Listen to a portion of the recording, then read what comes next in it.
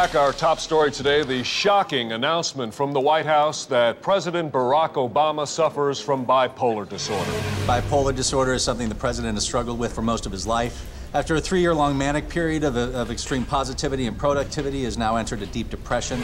Jane Carmichael is live in Washington, and we also have Onion News Network medical expert, Dr. Simon Campbell. Hello. Hello, Glenn. Dr. Campbell, this has taken a lot of people by surprise this morning. It has, Glenn, but if you look back at Obama during his campaign and his 6 months in office, you see classic manic behavior, the extreme self-confidence, the euphoric, inexplicable sense of hope. He babbled incoherently for hours about change and the fundamental goodness of the American people. Yes. In addition, he was known for frequently sending out rambling emails with subject lines like, "I am so excited, major announcement," and "Will you join me?" This is not the behavior of a sane person. But now, of course, the president's behavior has changed dramatically. In fact, we have a copy of the budget that he presented to Congress yesterday, which was not well received, as we all know. And last week, he proposed a health care plan that was nothing more than, quote, "If you need a doctor, go see a doctor." Yes. When asked at a press conference if he was going to further increase the national debt, Obama just replied, "Why would you ask that?" and silently gripped his forehead. Exactly. You can see it even in his handwriting. Here's his memo book from his manic phase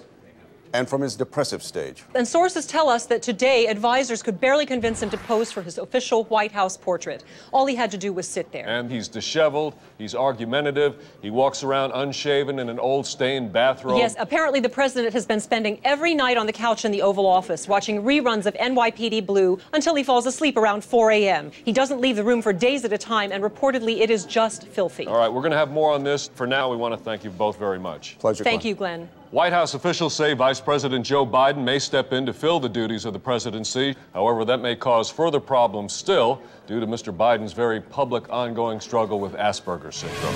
Moving on now, a record marijuana bust turned out to be mostly swag.